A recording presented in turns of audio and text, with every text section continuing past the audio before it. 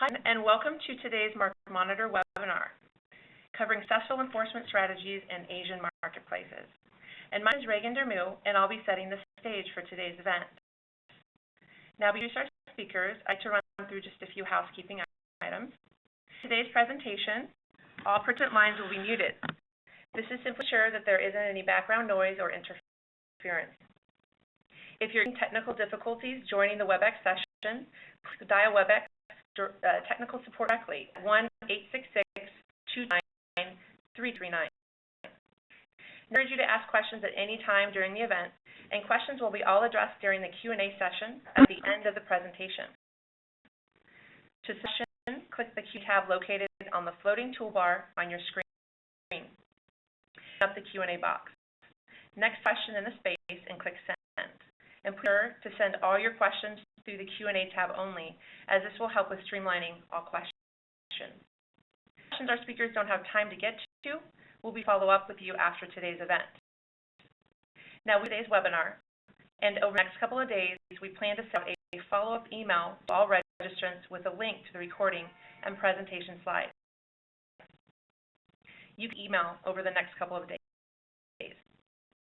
Wonderful program lined up, and I'd like to go ahead and introduce our first speaker for today, Sneha Kohli. Sneha Kohli is a Senior Product Manager of Brand Protection Solutions at MarkMonitor, responsible for executing the product vision and strategy for marketplaces and social media services. She has 12 years of experience in systems analysis and has spent the last 6 years focused on the problem of corporate brand abuse on the Internet, including the distribution of counterfeit goods.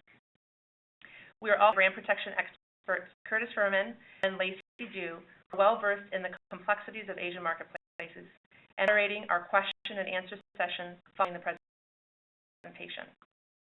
Then is a Global Service Delivery and Operations Manager. Curtis Monitor in 2004 as an intellectual property analyst, training brand owners on how to most effectively leverage technology, part of an overall online brand protection strategy. In 2006, Curtis launched the Managed Services and Analyst team, combining effective application of technology and expertise in on-brand protection best practices to the core of the MarkMonitor Managed Services offering. Curtis currently serves as a Global Service Delivery Manager, with this on building effective operational relationships with marketplaces. Lacee a MarkMonitor. She analyst team back in 2011 and based in Boise, Idaho. She integrates the expertise of the MarkMonitor Shanghai analyst team with the global analyst team and drives the implementation of best practices for Asian marketplaces. So I'm going to turn it over to Sneha to get us started.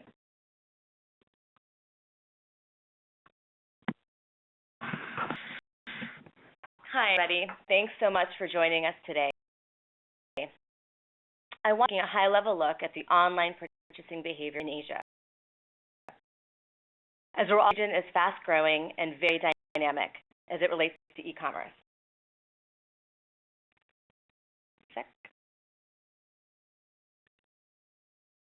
Asia, there are over 1 billion Internet users.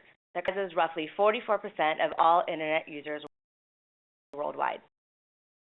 Since 2003, e-commerce in Asia has grown 120% each year, and online shopping in China has doubled in the last 3 years, surging to 250 million.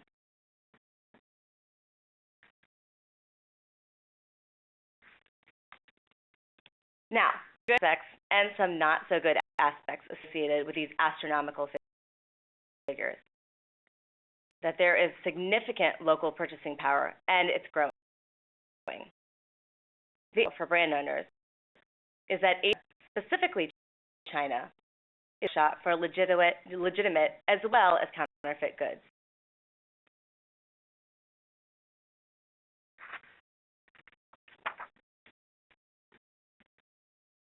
Landscape of Asian marketplaces. On this map, you'll see major marketplaces in Asia. Currently, it's far and away the most trafficked Asian marketplaces, with 136 million daily visits. Further behind is Tmall with about 32 million daily visits. That's 4 times less than Taobao. and owned by Alibaba, all around the 30 million daily visitors mark. Review some fascinating and important facts about these regions from an e-commerce perspective. In China, the online retail market is predicted to grow from $204 billion in 2013 to $672 billion in 2018. Consumers buy across a wide variety of categories, specifically consumer electronics, apparel, and beauty. Tmall has a market share of roughly 50% of the Chinese B2C e-commerce market. Taobao, perhaps not surprisingly, has a share of about 90% of the Chinese C2C e-commerce market. Look at Japan. Their online B2C retail market is estimated to increase from $50 billion in 2013 to $96 billion in 2018. Consumers buy across the same categories as in China, with consumer electronics, apparel, and beauty. One thing to note is in Japan, less than 2% of online shoppers actually purchase luxury goods online. To get the bigger marketplaces, Ren takes a 29% market share. It's about 30% of Amazon's international sales, likely through Amazon Japan. Before we go to the next slide, let's quickly talk about Korea. The dollar South Korean e-commerce market in 2013 is expected to rise to $32 billion in 2018. Here, sales outperform consumer electronic sales online. And acquired by eBay in 2009, is still the dominant marketplace. Last note, while the e-commerce market is mature, it's still underpenetrated by global brands.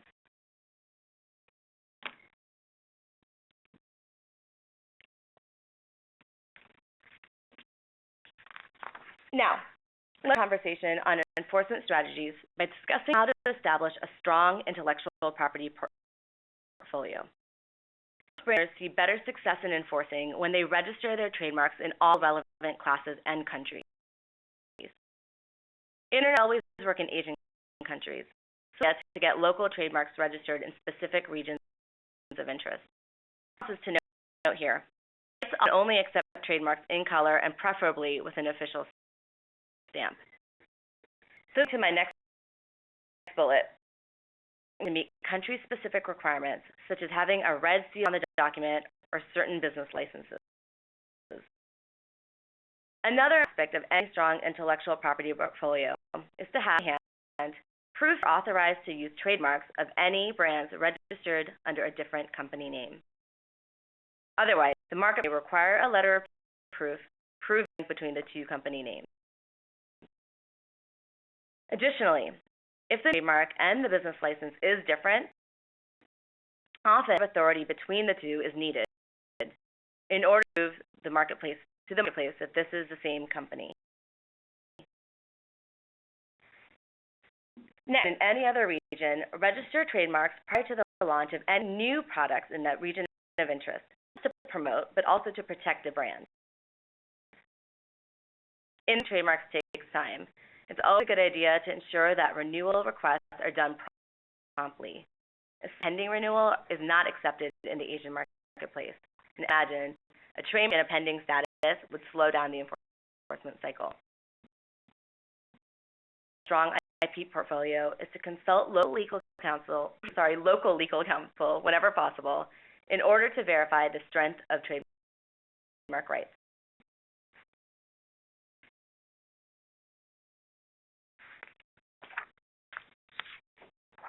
Forms, not all those are accepted for enforcement.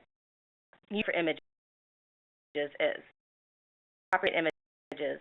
Brand owners have seen success by creating a library of the catalog items.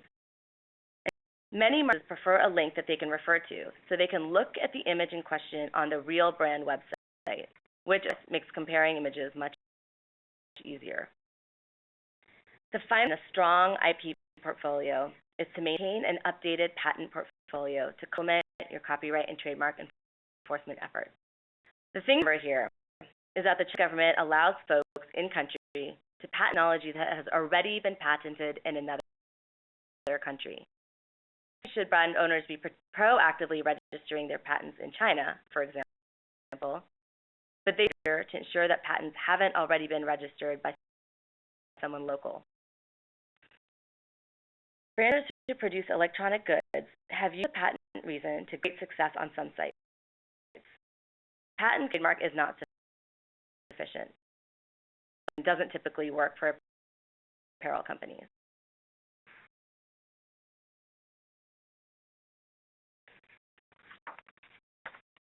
Now that you've established a platinum IP portfolio, let's some strategies on how to understand the scope of one's brand infringement problem and prioritize enforcement steps.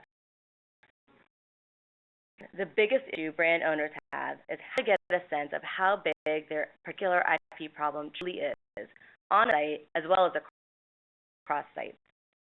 To start, it's crucial to disrupt the counterfeiters by becoming a hard target. We rarely delisting in order to significantly reduce the volume of infringing listings.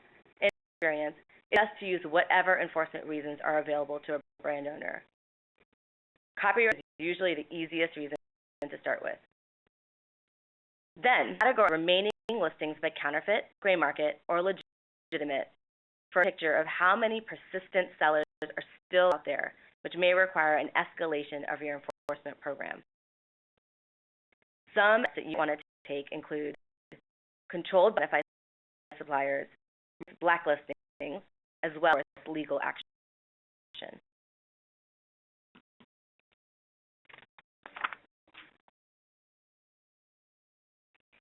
Let's now discuss some enforcement best practices. Success in enforcing are the ones that constantly evolve their enforcement strategy, that realistic goals when working with the Asian marketplaces, and internal process to each exchange's localized requirements and guidelines. For use as a fake or unauthorized advertising campaign, a seller marketplace might see as fair use or entrepreneurship. Of this, a marketplace that permits the sale of lookalike brands that stand on their own, but rather are misspellings or play on words of an already established brand's name. Listing real photos. They, use counterfeit as a reason, but it very often leads to rejection due to the fact that the brand names were not the same, and unfortunately, the brand owner didn't hold the trademark for that confusingly similar or misspelled brand name. To set the expectation internally that all misspelled fakes seen on marketplaces will come down right away or be definitely. After a long bout of negotiation, the marketplace agreed to accept evidence from the brand owner that the products were indeed fake, intending to on the image and name of their brand. Of a good regional monitoring and enforcement strategy include understanding relevant distribution partners and affiliates in each region, and separate goals and strategies for addressing gray market versus counterfeit issues. Apply online monitoring intelligence to ask product movement and traffic patterns are being smuggled to restricted areas. Versions of your product hard to find online, and establish a plan for identified gray market goods. Utilize local, professional, native speakers for review. We'll do this a bit more in a couple of more slides.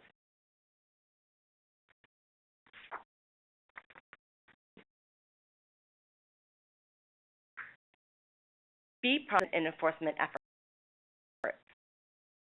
Resolve issues outside the standard IPR process. While we advocate staying on top of your delisting queue and being prompt in your enforcement submission, being aggressive, especially as it relates to using a variety of reason codes to remove your listings, can mean additional scrutiny and removal time for all of the delisting requests.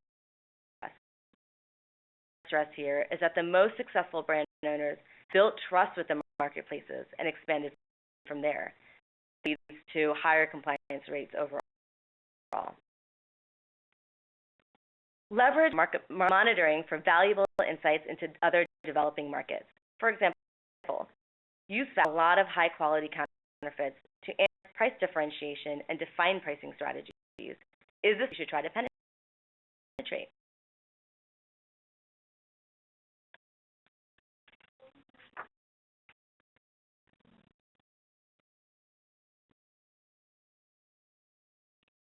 A strategy also uses native local expertise, including brand protection space, to effectively apply the knowledge of the local marketplace's enforcement complexities to the facing the brand.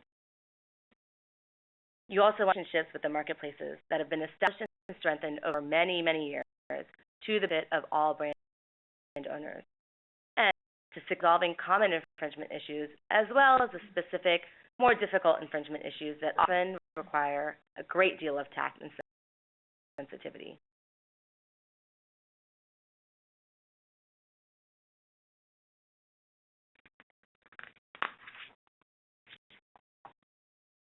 Strategy and best practices laid out, let's look at some of the most enforced Asian marketplaces. Not surprisingly, the site with the largest number of enforcements against it is the most trafficked Asian marketplace. That happens in manual enforcement process. Highlight out here because although they have been found to have a large volume of infringements, they also support an easy one-click enforcement process.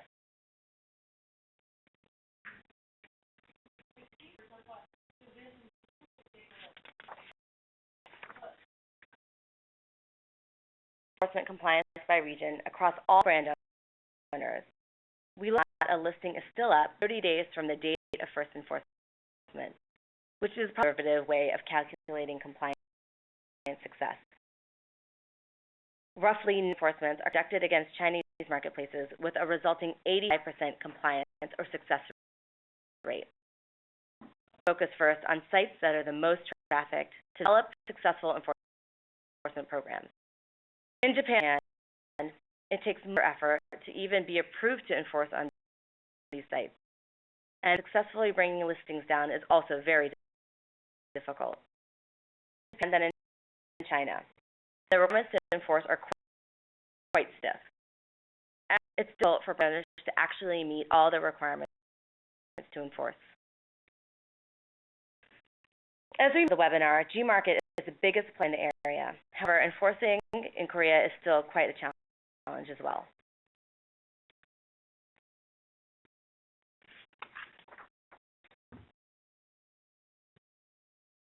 In full insight, I wanted to share with you a glimpse at our compliance rates across all brand owners by industry.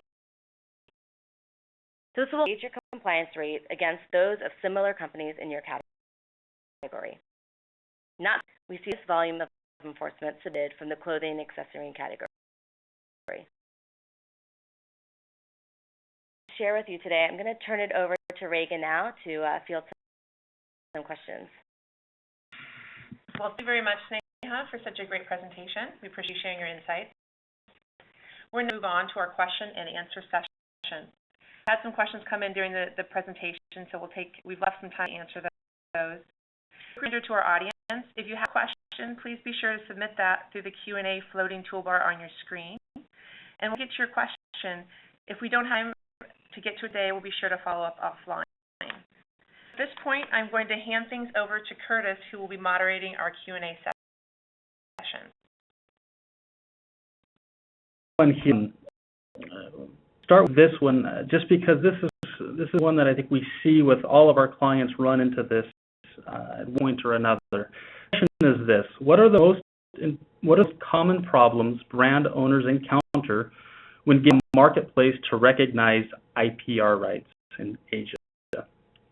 So to this question, you really have to separate it into the two types of exchange sites. There are some exchange sites in Asia that are focused internationally. And those, really the typical trademarks that you would use in any of the other places are generally accepted. We have trademark within one country or through the Madrid protocol, etc. Getting into some more of the more stringent requirements, that's going to happen when you're working with those marketplaces that are focused on the local market. And that's because a lot of times they're going to adhere to the business practices of that country. So if it's a marketplace in China, they're going to adhere to the business practices in China and so forth. One of the things that actually Lacee worked quite a bit in and some of those different problems that arise when trying to localize your IPR rights. So, Lacee, would you answer this better, provide some of the specifics that you've seen and have helped clients work through? Yes. So in Chinese culture, it's extremely important for the documents to look official. So black and white copy of the certificates is normally easy to attain, so it's not very trustful in China. So a copy with the red seal looks much more official, and then most marketplaces will accept those type of documents better. Example would be registering the trademarks in the correct subclasses. It tends to be more stringent. See some cases the trademark owners register the trademarks in the right class, but they miss some important subclasses. Since the trademark registration takes a long time in China, so to plan what you need to register is very crucial. Yeah. I think one other thing that we've noticed as well to bring up that we see clients running into problems with is when they're a conglomerate type of company where they have purchased other brands that had their own intellectual property portfolio when they were purchased, and so many times those trademarks, patents have been registered. We were a different company, and so be able to make sure that you can also demonstrate that you have the rights for trademarks or for those patents is also an important thing. And so a lot of times just saying that you're the parent company, there has to be some follow-up discussion to make sure that a line of ownership of those intellectual property rights can be made. So yes, thank you. So this is an interesting one. Our patent enforcement. So I know that in the presentation a lot is spoken about copyrights and trademarks. So how do patents fit into that? So we patents be very effective for some people and not effective at all for others. A lot of that has to do with the type of industry that a brand operates in. So if it's, say, in the apparel space, patents typically are not very effective. If it's the electronic space, they can be much more effective. Sometimes whether a patent is effective or not depends first on the brand and the space that you're operating in. Typically, people will have better success if they can enforce using trademark and copyright just because it's easier to get those set up and get those rights acknowledged. But patents can be very effective when those are not available. So it definitely should be a part of somebody's brand strategy if they fit into one of those categories where it is effective. So let's one here. To trademark localized translations of my marks. This is also an interesting one because oftentimes brand owners may not market their brand in the localized language. They'll just typically use regular brand, and so then the question is does that hurt them by not registering those trademarks in the local language, even if they're not planning on using that? So later, this one gets into the details of the marketplaces as well. If you'd like to answer that one. Okay. That question, it depends, and because some marks don't naturally translate well, and for those marks, you don't have to localize those translations. But for other ones, even you don't marketing them, but in our experience, and we see many cases that sellers use the local translation of the marks quite well and quite often, and even more than the original marks. So it's crucial some trademark registration should be attained for translation characters and for all their relevance. Here's one. Why is the burden put on the brand owner to prove that we are protecting our trademark? If the product is being sold specifically into the U.S., why do we need Chinese trademarks registered in the system? So, sales might be into some specific cases, but generally those exchanges that are internationally focused will a lot of times accept those trademarks registered into the U.S. We really see the problems is when a company or the exchange is focused on the local market. So in those cases is really when you need to have those localized trademarks and intellectual property rights.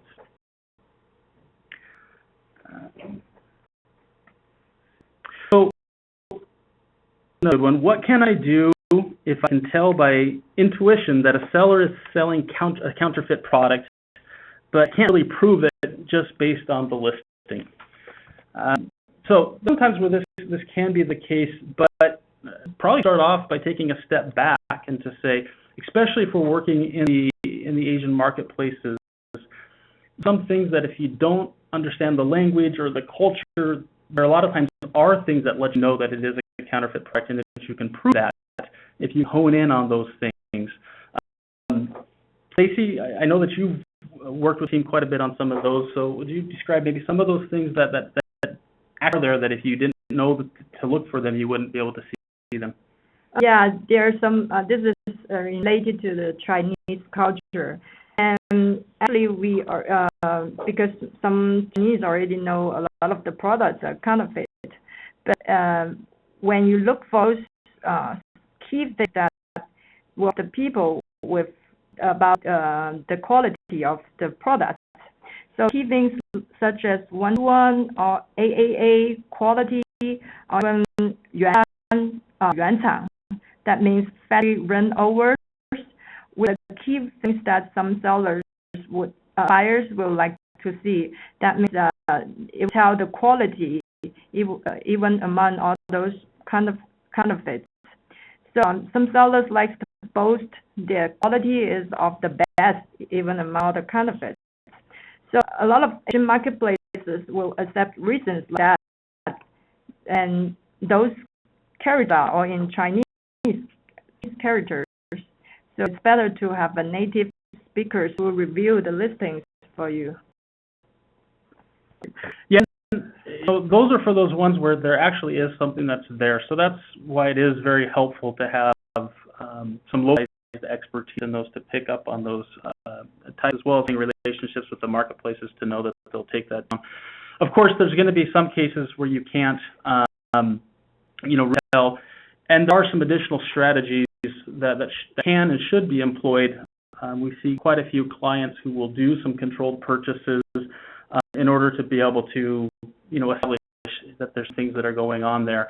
Of course, you don't want to do that for every single one, so that's usually one that you want to narrow down your field through your typical online enforcements and use what's available, so that those that, when you escalate it to, say, a controlled purchase, you're able to hone that in where you'll get the biggest effect. Did you mention the chatting? Not yet. There's another way that we not engage the sellers and then to ask them whether this is, we don't ask directly about whether this is counterfeit, but we'll ask, move with some questions and then about how's the quality of this product and something like that. And most sellers, they will tell you right away, we are not the original one, but ours is of the best quality, something like that. And we'll take a screenshot as the evidence to send to marketplaces. And this is a good tactic. Yeah. Let's take another question here. Why just enforce something as counterfeit when the price is clearly below what the legitimate product would be sold for? That just common sense. So you encounter a lot of different situations. Our clients owners encounter quite a few different situations where product being sold much below what, in many cases, it would cost to produce that product. There are some marketplaces that will accept that as a reason, but there are others that do not. And some of the reasons for that is that they don't really want to be responsible for policing that and having to make that call every time, so they will take a little bit more of a stance that the price really isn't one that can be used because, for example, if somebody were liquidating some products, it is possible that somebody could get some merchandise that's at a much lower price, and they just don't want to enter into that policing stage of making the determination. And so there's a hard, fast rule that it's not. Get to that price scenario, what can you do for those that don't accept it? And the answer to that is similar to some of the other strategies, which is to enforce based off of what it is that you can enforce on. Make sure that, if there is a copyright infringement, that's utilized. If there's a trademark infringement, utilize that in order to be able to bring that down. And some strategies that Lacee had mentioned to see, are they putting in indicators such as, is their quality, is it a factory run over, or sometimes chat with them to be able to bring that down. And then if that doesn't work, if it's somebody who continues to bubble up to the top as a major infringer, take into consideration things such as controlled purchases and whatnot, so that those can be removed.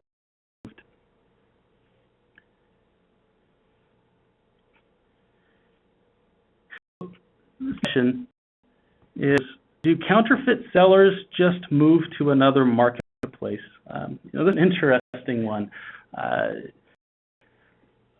When we see clients enforcing and removing infringing content, a